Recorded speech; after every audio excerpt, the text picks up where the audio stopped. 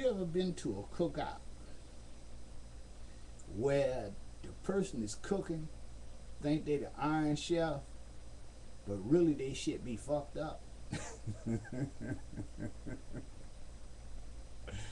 You know, the meat be burned on one side and be this raw or something wrong with it. But what can you say? You can't just tell this joker, I'm sorry, man, but you just ain't the chef.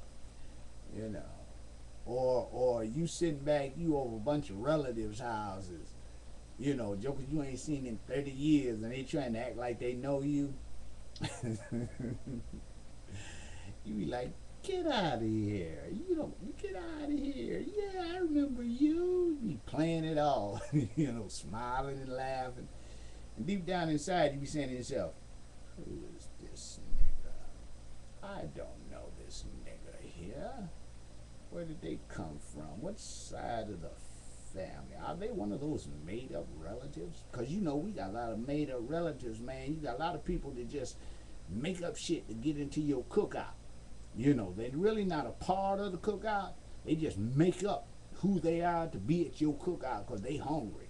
They like one step from being homeless.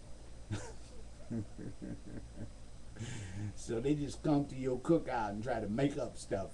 Yeah, I remember you on your mama's side from the daddy's brother on the mother. You be like, man, get out of here. Who are you? I ain't never seen you. And then after a while, if you listen long enough, they convince you of that shit. You start believing it, because they know a few facts, from what they done heard in the hood, But cookouts in the hood are good because, you never know what you going to do and what you going to get.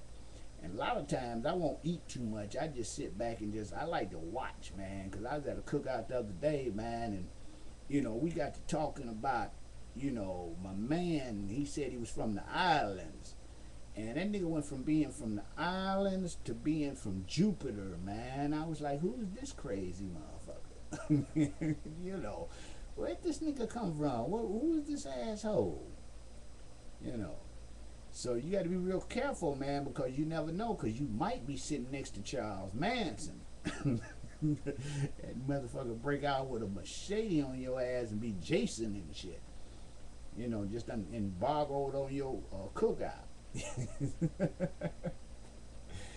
Yeah, so, be careful at them cookouts, man, because it's a good time to get rid of some niggas you don't like, too, Just like, if you ever want to have a real good cookout, man, it's somebody you don't like, just invite them on over, because niggas gonna come for some food, People always coming for your food.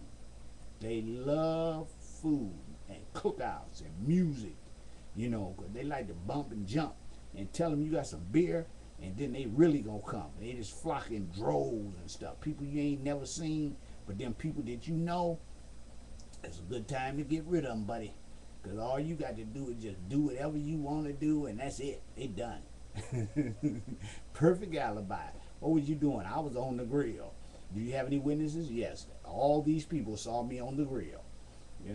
Now you done set up yourself for life, cause they gonna figure 1 + 1 is 2 and do all that shit, but you thought you got away with it. That's why I say, man, you gotta be careful, man. Don't plot no revenge at a cookout, cause it's good on one end, it's bad on another one. That's for damn sure. And I don't know. The interview, man, is just about over. We just about done all we can do for the interview. Hope y'all have enjoyed portions of it. But if you want to see the full thing and how all of these things develop and tie into one, you got to look at the whole thing, man. You got to start looking at the big picture, not that little small stuff, because y'all got them big heads. Look at your head. That's all I got to look at your head. And it's going to tell a whole story. Like the other day, they said, if you want to find out if the baby going to be fat, just measure that nigga's neck. That shit like that, at 3 years old, you got a fat baby on the way. So, fuck it. Look at your head. Don't worry about the cookouts. Eat off all you can. Stay out the heat. Be warm. Be cool. Whatever you want to do. Sweat your life out. And I'll talk to you later. Bye. Peace.